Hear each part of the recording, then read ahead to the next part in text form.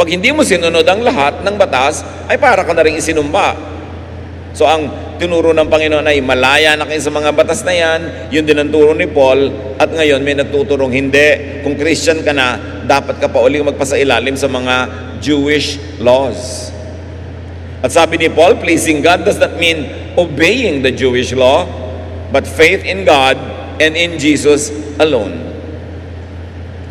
At sa tono na yan, na sinimulan ni Pablo sa Galatians 1 and 2, ipagpapatuloy natin ang pag-aaral ng natitira pang mga chapters ng Galatians. In the following chapters, Paul explains the relationship between law and grace, between the old order and the liberating ministry of Jesus.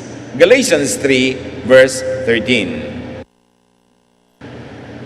Paul continues, but Christ rescued us from the law's curse when He became a curse in our place.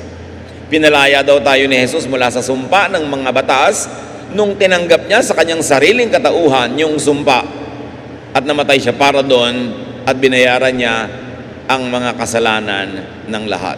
There was an exchanging of places between the believers and Jesus. Inako ni Jesus ang kakulangan sa pagsunod sa batas at di kakayanan na makasunod. Inako niya yon at ang kabanalan niya ibinigay niya sa mga mananampalataya.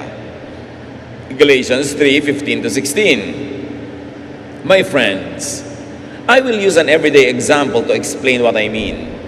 Once someone agrees to something, no one else can change or cancel the agreement. That is how it is with the promises God made to Abraham and his descendant.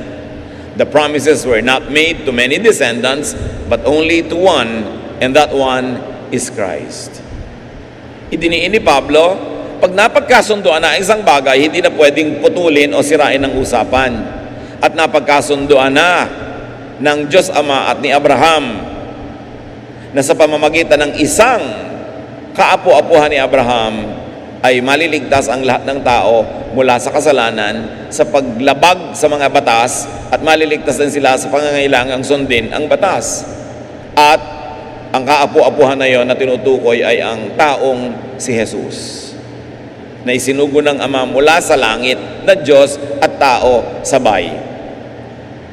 Galatians 3:17. What I am saying is that the law cannot change or cancel God's promise that was made 430 years before the law was given.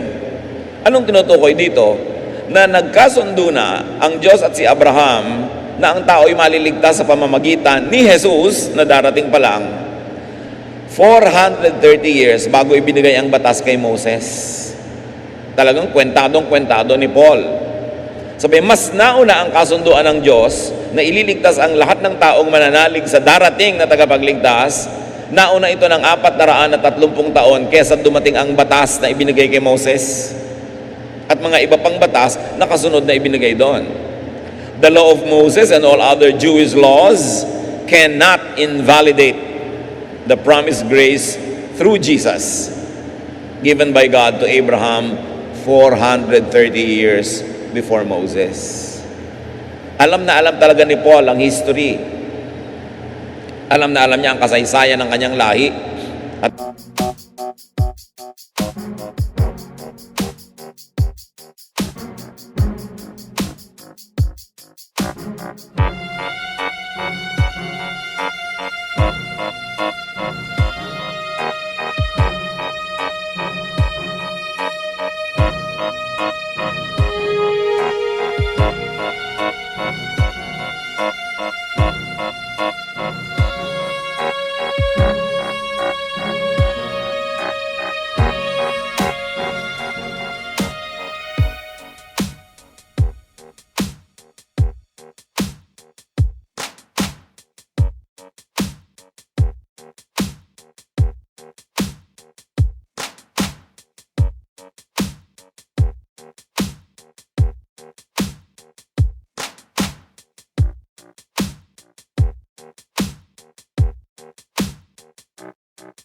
alam na alam niya ang mga kautusan ng Diyos. Sabi niya, mas nauna ang grace na ibinigay kay Abraham bago dumating ang law na ibinigay kay Moses. Ang tanong ngayon, ba't nagkaroon ba ng law? Galatians 3:19, what is the use of the law? It was given later to show that we sin. But it was only supposed to last until the coming of the descendant who was given the promise. Napakalinaw ng discussion dito ni Pablo. The law was meant to just show that people sin and that they need a Savior. And the law was meant to last and be effective only until Jesus came. So kung hindi man pala nagliligtas yung batas at huling ibinigay kaysa sa grace, bakit pa binigay? Sabi ni Pablo, para ipamukha, ipaliwanag at ipakita sa lahat na wala talagang kayang makaabot sa langit, walang maliligtas kung dadaanin lang sa pagsunod sa batas. Ang batas na yan ay matarik na bangin na nandyan hindi para akyatin kasi hindi naman maakyat. Yan ang nagsasabing kailangan mo ng elevator. At ang elevator na yon ay si Jesus. At sinabi, effective lang ang batas hanggang dumating ang panahon na isilang at dumating ang tagapagligtas. At pag dumating na siya, ang lahat ay aasa na sa kanyang ginawa, sa pananalig sa kanya, at hindi sa pagtatangkang sundin ang lahat ng batas na hindi naman masusunod. So the law was meant to expire with the arrival of Jesus. Jesus invalidated the law. The law that forces people to do something on their own to reach God. At kasama sa mga laws na yun, yung mga bawal kainin, mga dapat isuot, dapat kainin, na nung dumating na si Jesus, ay ipinaliwanag kay Pedro ng tinig mula sa langit na pwede nang kainin yung mga ipinagbabawal kainin ng mga batas ng Israel. At sabi ni Pablo, hindi ko po pwedeng kainin yan kasi marumi. At sabi sa Acts 10:15 ng tinig, the voice spoke to him a second time, do not call anything impure that God has made clean. Can you imagine lahat ng pinagbabawal na pagkain na religiously impure, sinabi ng langit, pwede na, nabago na ang batas, na wala na yung dating mga batas kasi nandiyan na si Jesus. Hindi yun una maunawaan ni Pedro, pero sinunod din niya. Pati si Jesus, kitang-kita. Yung pinakamahalagang batas sa kanila, yung Sabbath, ang dami niyang ginawang trabaho during the Sabbath. Lord 6:5, then Jesus said to them, the Son of Man is Lord of the Sabbath. Pati yung napakahalagang institusyon ng Sabbath na naghihiwalay sa Israel mula sa mga ibang lahi, ay pinawalang bisa na. Sinabi na ni Jesus, ako ang Panginoon ng Sabbath. Ako ang ipinangako kay Abraham. Dumating na ako. So ngayon, iligpit-ligpit nyo na yung mga batas na yan na hindi naman talaga nakakapagligtas. At sa akin kayo maniwala, sa akin kayo umasa, at mag-relax kayo, makalaya kayo mula sa pagkara. Marami mga utos na para lang sumpa kasi hindi nyo naman kayang sundin. John 13:34-35, sabi ni Jesus, a new command I give you, which means replacement of the old commands. Love one another as I have loved you, so you must love one another. By this everyone will know that you are my disciples if you love one another. Dati yung mga Israelites, ang kanila pinagmamalaki para makilalang anak sila ng Diyos, ang pagsunod nila sa mga batas. Sabi naman ni Jesus, para makilala kayo ng mga disciple ko kayo, and therefore anak talaga ng Diyos, dapat maibigin kayo na iba na ang pagkakakilanlan. Hindi na dinadaan sa Sabat ngayon, magtrabaho kayo, kami hindi. Kainin nyo yung mga hipon at mga sugpo at talaba, kami hindi kakain yan. Yung kailangan kami circumcised, kayo hindi circumcised. Laging pag-iba, paghiwalay ang ginagawa ng mga Jews sa sangkatauhan. Pinag-isa na ni Jesus ang mga taong yon sa pamamagitan ng kanyang dugo at sinabi niyang, iisa na lang kayo, ang mahalaga na nanalig kayo sa akin at kayo ay kakasihan ng Ama. Ang problema rin kasi sa law ng mga Israelites, the law made them very legalistic and very cold and up to a point very unloving and even cruel. Masunod lang yung batas kahit maging malupit ka na. At yun ay ibinilik ni Jesus sa, no, huwag kayo magpakalupit sa pagsunod sa batas. Ang unahin yung batas ay ito, maging maibigin kayo, maging mabuti kayo at mabait sa isa't isa. Hindi yung dahil sa pagpapairal nyo ng mga batas, nagiging malupit na kayo sa isa't isa. Kung gusto nyong makilalang kayo talaga anak ng Diyos, disipulo ko, heto ang kailangan. Identity ninyo, loving. Hindi yung law-abiding as in the laws of the traditions of ancient Israel. Matthew 22:36-38, may nagtanong kay Jesus, Teacher, which is the greatest commandment of the law? Jesus replied, Love the Lord your God with all your heart and with all your soul and with all your mind. This is the first and greatest commandment. Pinalitan na ni Jesus ang commandment ng love. Kaya ang dami-dami pa mga commandment na pinipilit ng mga tao ngayon na i-impose kahit sa mga modern day Christians. Ang una mong itatanong, papasabayan kay Jesus, loving ba yan?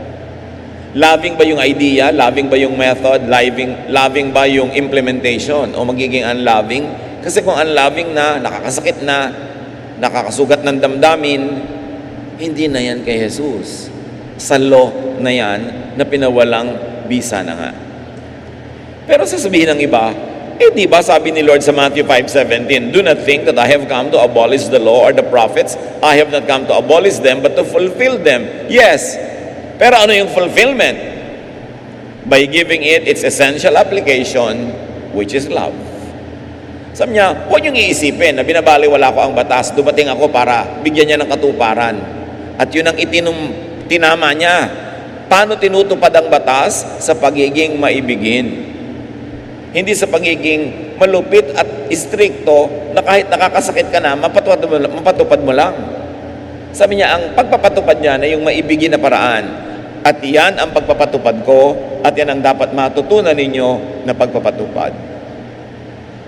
That was very revolutionary during the time of Jesus.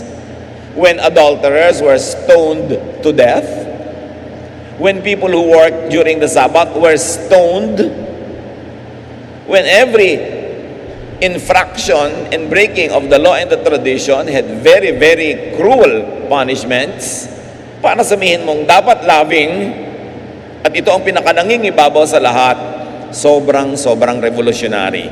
And unless you are revolutionized, Christ is not really in you. Kasi ang dinala talaga ni Kristong mensahe ay yung nakakapagpabago ng paraan ng pag-iisip, nakakapagpabago ng sistema ng pamumuhay, at nagpapabait, nagtuturong maging maibigin ang tao.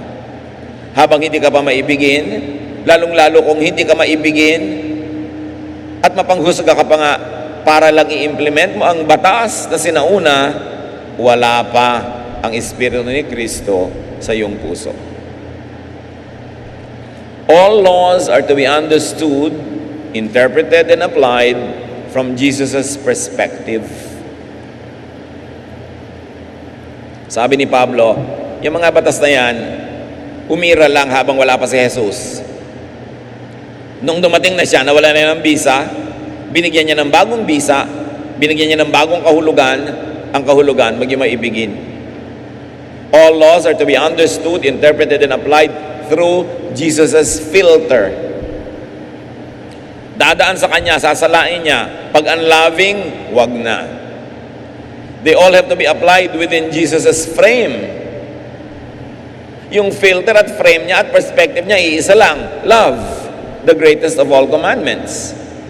So all the laws are to be applied to promote Jesus' main teaching, which is salvation by faith. Kung may nalilito pang Kristiyano kung anong turo ni Kristo, huwag na kayong malito. Ito yon. You are saved from your sin.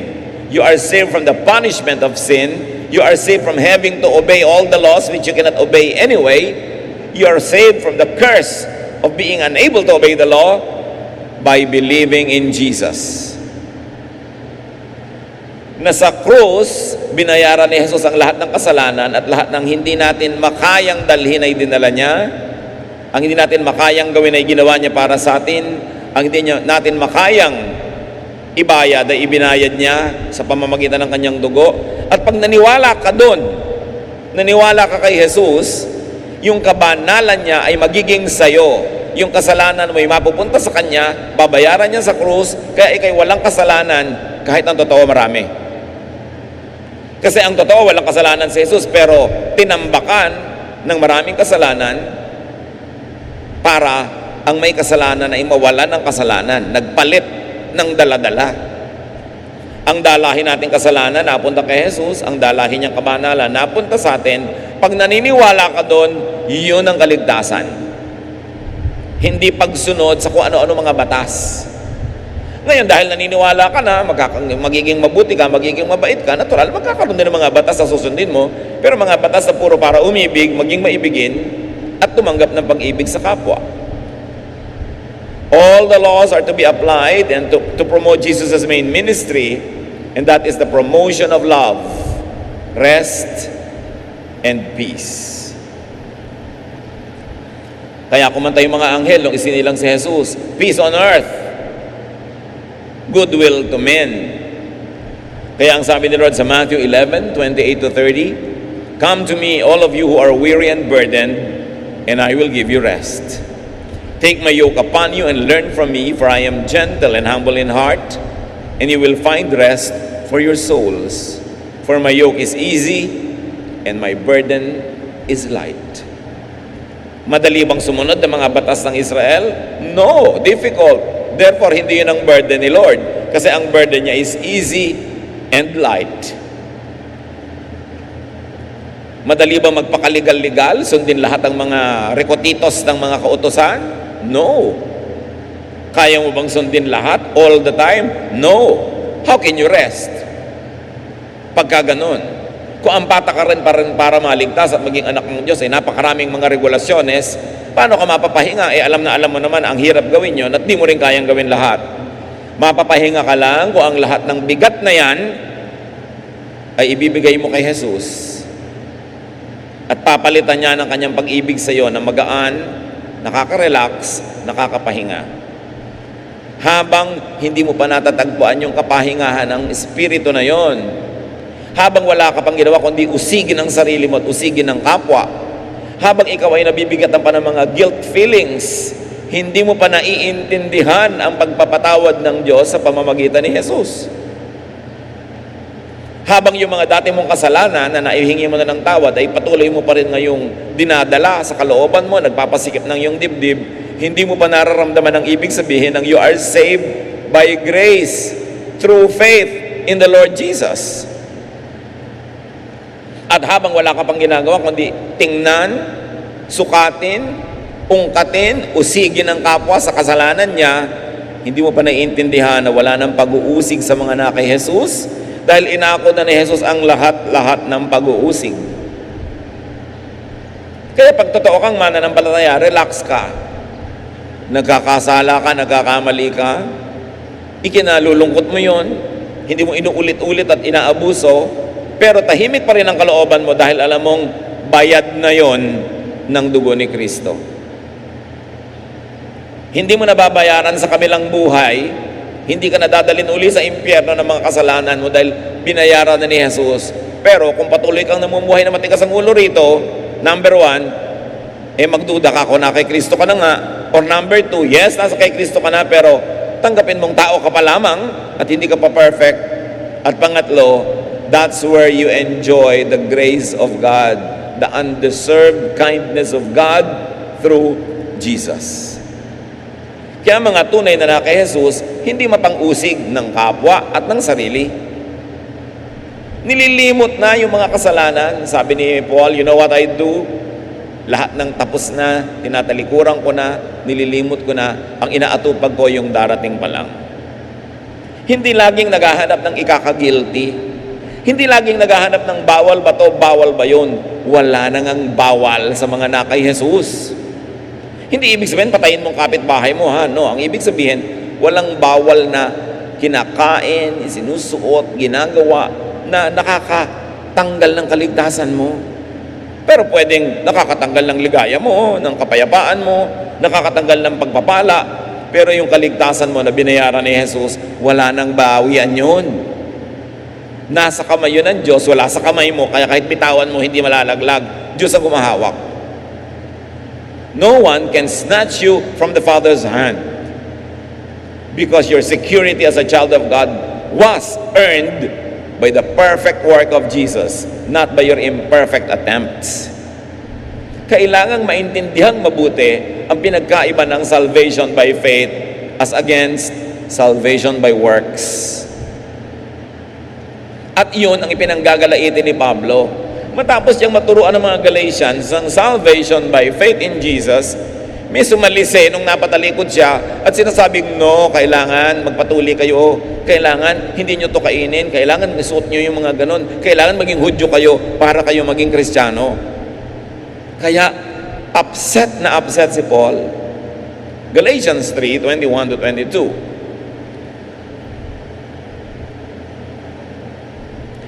Does the law disagree with God's promises? No, it doesn't. If any law could give life to us, we could become acceptable to God by obeying the law. But the scriptures say that sin controls everyone, so that God's promises will be for anyone who has faith in Jesus Christ. Sabi ganon, kung magiging acceptable din lang tayo sa pagsunod sa batas, di dapat hindi na lang namatay si Jesus. Pero malinaw ang sabi ng Diyos sa langit, ang tatanggapin niya yung hindi masunurin sa batas, kundi yung may pananalig kay Jesus. Galatians 3:23 to 25. The law controlled us and kept us under its power until the time came when we would have faith. In fact, the law was our teacher. It was supposed to teach us until we have faith and we're acceptable to God. But once a person has learned to have faith, there is no more need to have the law as a teacher.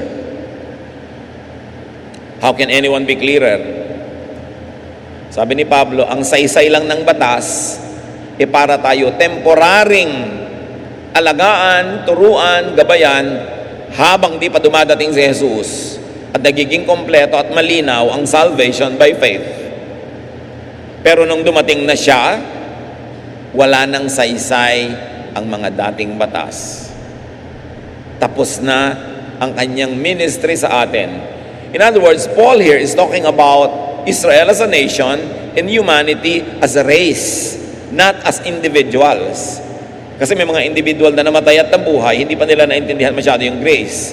Pero ang tinitingnan na niya ngayon is the national life of Israel and the general and universal life of humanity, that there was a time when humanity had a temporary guide, that is the law. But when the perfect guide and Savior comes, this Jesus, the law expires. Tapos na ang kanyang panahon. So the law applied only temporarily before Jesus came. What's the point in going back to it now that Jesus has already come?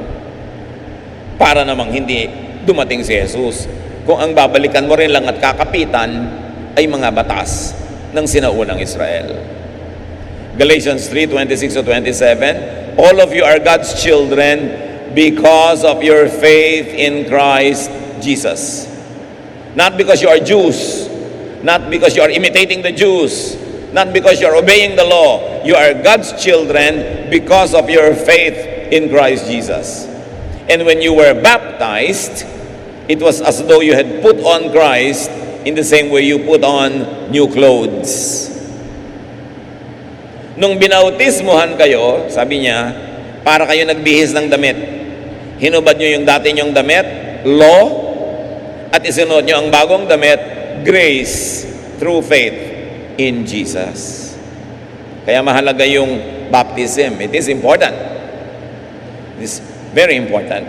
Because it is a ceremony that tells you, iba na ang damit mo, hindi na Old Testament law, kundi the blood of Jesus that cleanses you from all sin. God clothes believers with the blood of Jesus. Galatians 3:28 to 29. Faith in Jesus Christ is what makes each of you equal with each other. Whether you are a Jew or a Greek, so kay Hudyo ka o hindi ka Hudyo, Gentile ka, a slave or a free person, a man or a woman, lahat kayo pantay-pantay na kay Jesus. So if you belong to Christ, you are now part of Abraham's family and you will be given what God has promised. Sabi, magiging bahagi ka ng pamilya ni Abraham, magiging tagapagmana ka ng lahat ng ipinangako kay Abraham, hindi sa pagiging Hudyo, hindi sa pagkopya sa mga Hudyo, kundi sa paniniwala kay Jesus. There's equality. Equal na daw ang babae at lalaki. Kasi sa Old Testament, hindi equal yung babae at lalaki eh. Masyadong makalalaki ang culture ng Israel. Kaya sabi rin ni Jesus, pinalaya niya si Mary, gustong makinig sa kanya. Si Martha, gustong kalad ka rin si Mary sa kusina. Sabi ni Jesus, no. It will not be taken away from her. She likes to listen. She likes to become a disciple. She will be. Ano yung mga teaching ni Paul that women should be silent in church, women should be submissive? Huwag niyong ipagkakamali at pagpapalitin ang dalawang uri ng mga teachings ni Paul. One, yung to die for, yung importante talaga, salvation through faith in Jesus, not through the law. Yun ang talagang dapat ipaglaban at good for all, everywhere, every time. Meanwhile, may mga pangalawang uri ng teaching si Paul.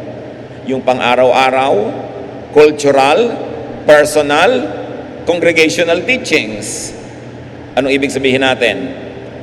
Si Paul ay nagturo sa mga totoong tao na nabuhay ng totoong buhay sa totoong panahon. May mga pang-araw-araw silang tanong. May mga issues ang church. There were threats to the unity and leadership in the church. There were horrible offenses being done by new believers who never knew any better. Therefore, Paul had to answer their questions in his letters, mga Corinthians, at ang iba pa niya mga letter. Paul had to answer theological issues that apply to daily life, to personal life. Yun, mga cultural, personal, local issues. Kung beneficial sa iyo ngayon, apply mo. Pero hindi ka obligadong i-apply lagi yon kasi hindi yun ang universal teachings. Yun ay local, congregational, actual, cultural teachings lamang.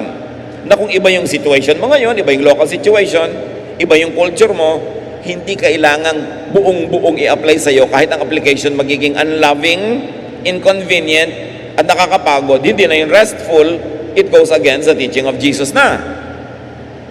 So, hahatiin mo ang dalawang uri ng katuruan. Hindi sila magkasimbigat. Yung sasabihin niya, mga women, magbelo kayo. Mga babae sa Corinth kasi, na dati mga prostitute, ayaw magbelo. Yung mga prostitute, hindi nagbebelo. Kaya pinagbebelo niya para huwag mapagkamalan na prostitute. O kaya dating prostitute, tumigil na dahil laging mananampalataya. Ayaw ni Paul na mapagkamalang prostitute pa rin, kaya sabi niya, magbelo kayo. Pero hindi ibig sabihin, lahat ng babae sa lahat ng panahon, sa lahat ng lugar, pinagbebelo. Itong ibig sabihin natin. Yung mga babae sa Corinth, ang gugulo. Kaya sabi niya, I forbid women to speak in church. You must be submissive and you must keep quiet. Sila lang yun. Hindi ibig sabihin, lahat ng women everywhere, every time, ay under that law. Kaya dapat nating paghatian. Ano ba yung universal? Yung mahalaga, yung tunay na dapat ipaglaban. Turo ni Paul, we are saved from our sins, from the penalty of sin, and from the power of sin by believing in Jesus. Yun. Yung iba, kung bagay i-apply, kung maluwag sa damdamin, nakakabuti sa lahat, i-apply. It is preferable, pero hindi mandatory. Kaya kung minsan sinasabi ni Paul, alam nyo, itong opinion na ibibigay ko, opinion ko lang, hindi naman ito sinasabi ng Diyos. So niya, about marriage, I don't know anything else that Jesus said about it, but let me give you my opinion. In other words, may opinion siyang ina-apply sa buhay na pang-araw-araw ng mga tao dahil sagot yon sa mga tanong nila sa issue ng buhay nila noon. Kung papakinabangan mo ngayon, yung diwa ay bagay pa rin sa buhay mo.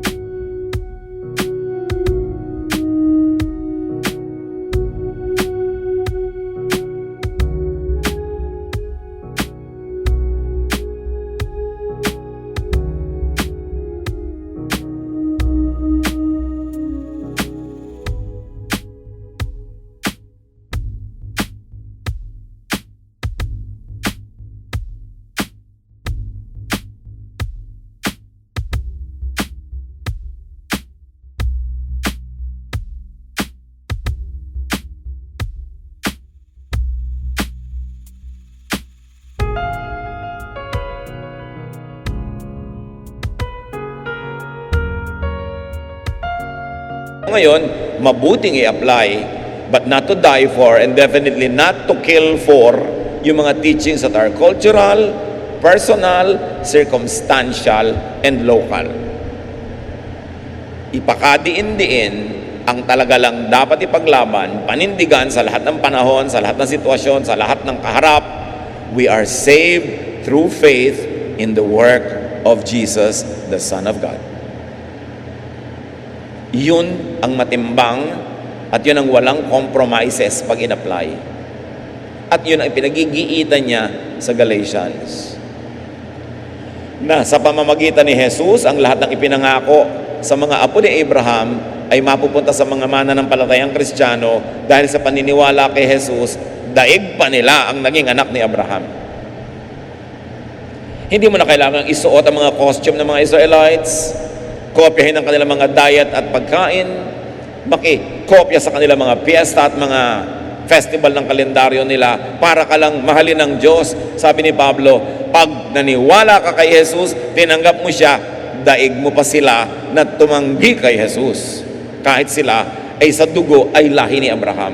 Dahil ang tunay na lahi na ngayon ni Abraham ay hindi sa dugo, kundi sa spirito. Yung mananalig kay Jesus na kay Abraham mismo ay ipinangako 430 years bago dumating si Moses at ang mga batas na daladala niya. Galatians 4:9-11. How can you turn your back and become the slaves of those weak and pitiful powers? You even celebrate certain days, months, and seasons and years. I am afraid that I have wasted my time working with you. So the Galatians, who were Gentile Christians, were now submitting to the Jewish law, observing Jewish festivals, imitating the Jews. Sabi ni Pablo, I wasted my time with you. Patunayan yung hindi nasayang ang oras ko sa inyo. Ibinigay ko sa inyong dugo't buhay ko, tinuruan ko kayo ng salvation by faith. Ngayon, nahahalina kayo na maghudyo-hudyuhan, kopyahin yung mga Jews para maging katanggap-tanggap kayo sa Diyos. Dati na kayong natanggap sa pamamagitan ni Jesus. Tapos ngayon, sa akin kayo magagalit, sa akin kayo iiwas, parang ako pang masama. Galatians 4:16-17. Am I now your enemy just because I told you the truth? Those people may be paying you a lot of attention, but it isn't for your good. They only want to keep you away from me, so you will pay them a lot of attention. So yun ang sabi ni Pablo. Ngayon, itinuturing niyo akong kaaway? May nagligaw sa inyo. May mga nagtuturong sumingit habang nakatalikod ako. Inengganyo kayo sa mga katuroang hindi nyo dapat ng paghirapan pang sundin. Dahil inaagaw nila ang loyalty nyo patungo sa kanila mula sa akin. And this thing kept repeating in history, and it happens up to now. Tuturuan mo ang mga tao to be saved by faith, tuturuan mo ang mga tao manalig kay Jesus, tapos may magsisingit na yayayain sila maging Hudyo. Tetextan, tatawagan sa telepono, kakausapin, kunwari magkakape-kape, magmi-meeting-meeting, merienda, yayayain ka pala maging Hudyo. Nangyari na kay Paul. Para namang walang Galatians, meron pa hanggang ngayong nadadaya. Ang linaw-linaw, malinaw pa sa sikat ng araw itong Galatians. Galatians 4:21-25. Some of you would like to be under the rule of the law of Moses. But do you know what the law says? In the scriptures, we learn that Abraham had two sons. The mother of one of them was a slave, while the mother of the other one had always been free.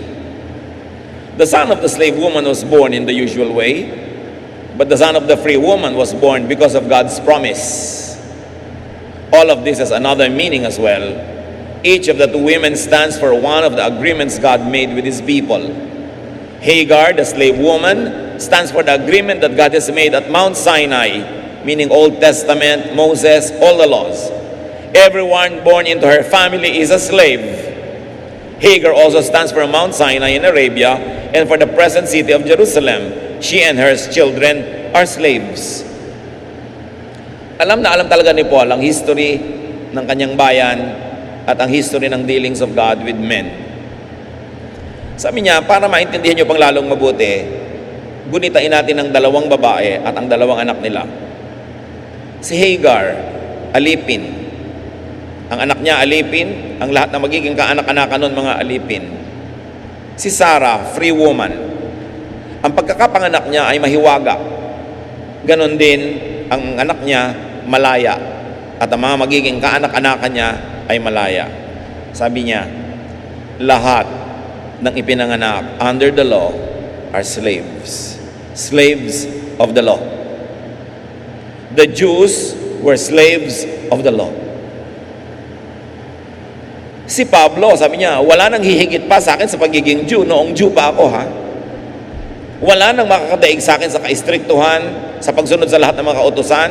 Napaka-edukado ko, napaka-istrikto ko, kaya alam kong sinasabi ko na ang mga isinilang under the law are slaves of the law. Pero sabi niya, ang isinilang na malaya, sila ang tunay na malaya. At sino ang mga yon? Yung isinilang hindi dahil sa law, kundi dahil sa grace. Isinilang dahil sa pananalig kay Jesus. Kaya kung paano ipinanganak nitong si Sarah, ang kanyang anak na mahimalain, ganon din ipinanganak si Jesus, sobrang himala.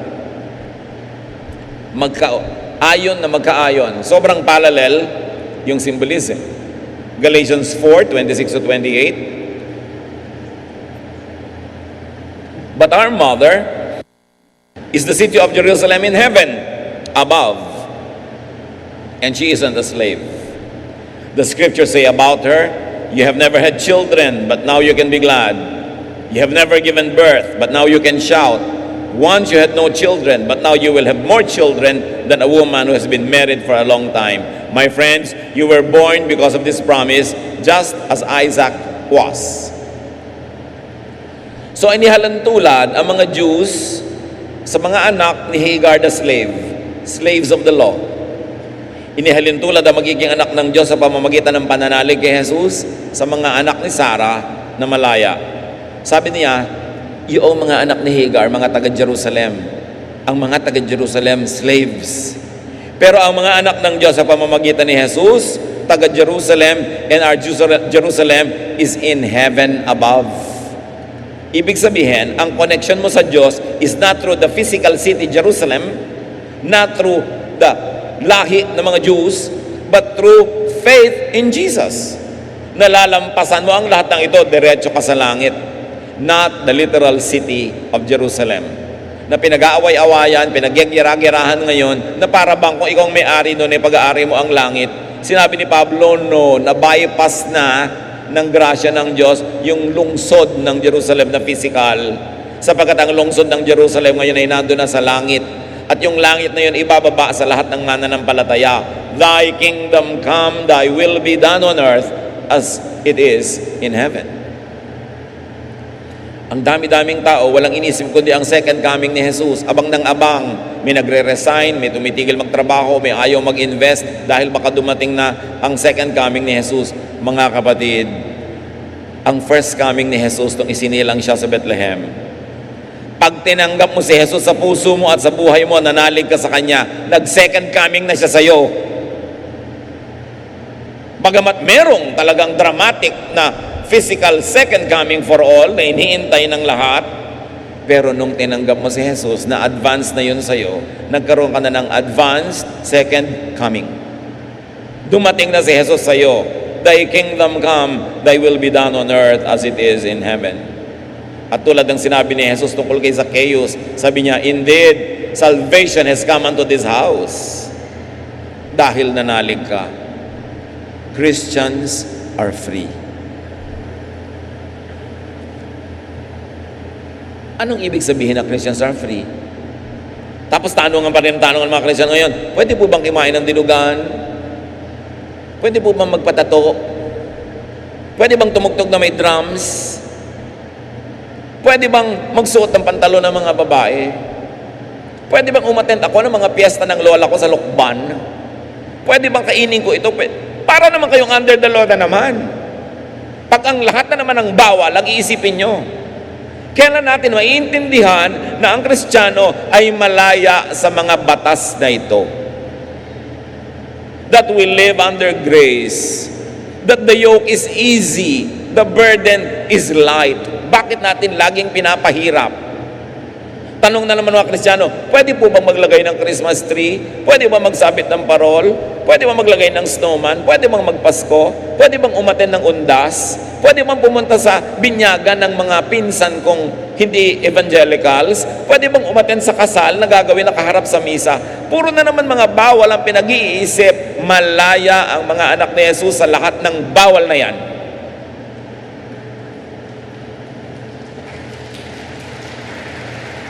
Lakasan nyo at unawain, dibdibin. Hindi ibig sabihin, uy, wala na palang bawal sa atin. No, don't abuse it. Pero kailangan mo, yung pinsan mo, kababata mo, lumaki kayong magkasama ngayon, na born again ka, siya, hindi, ikakasal siya, hindi ka a-attend dahil kaharap sa misa, malaya ka sa pagbabawal na yon. Yun yun. Malaya ka para maging mabuti. Malaya ka para maging mabait, maging maibigin. Hindi yung ayaw mong pumasok, namatay yung lola mo, ayaw mong pumasok doon sa simbahan, nasa labas ka lang, kala mo ka pupunta sa impyerno pag pumasok ka doon. Doon ka malaya. Malaya kang maging mabuti, mabait. Pero hindi ka malaya na mag-agaw ng asawa ng may asawa. Hanggang ngayon, hindi pa rin kalayaan yon. Hindi ka malaya na magnakaw dahil si Jesus, itinuro pa rin niya yon. Pero yung mga religious arte, yung mga hindi mo magawa dahil sa religious reason, dun tayo malaya. At pag nadibdib mo yun, kapatid, dun ka lang mapapahinga. Meron pa na, naku, singer po ako, pero kumakanta rin po ako sa labas, yan ang hanap buhay ko. Pwede po ba akong kumanta sa choir? Yun ang malaya ka. Kasi malaya kang gumawa ng mabuti na kumanta sa choir. Malaya kang tumugtog kahit may iba ka pang mga gig. Kasi mabuting tumugtog sa church. Malaya kang gawin yon. Hindi puro bawal, hindi puro tali, hindi puro usig ng usig ng usig. Ito ang hindi pa naiintindihan ng mga Christian. Kasi sila, yes, accept Jesus as Savior. This is salvation by faith through grace. Pero pagkasave na pagkasave mo, tatambakan ka na naman ng maraming rules. Ngayong Christian ka na, eto na ang mga bagong bawal. Ang dami na naman.